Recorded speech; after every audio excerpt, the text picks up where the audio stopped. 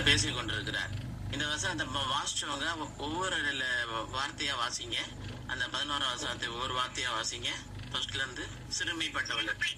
பாருங்கள், ஒவ்வொருவரும் நம்முடைய வாழ்க்கையிலே சிறுமைப்பட்டவர்களாக காணப்படுகின்றோம். நம்முடைய வாழ்க்கையிலே சிறுமியான காரியங்களை அநேக காரியங்களை நாம் தாண்டி வந்திருக்கிறோம். அடுத்தது வாசிங்க. பெரும் காற்றில் அடிபட்டவர்களே என்று போடப்பட்டிருக்கிறது.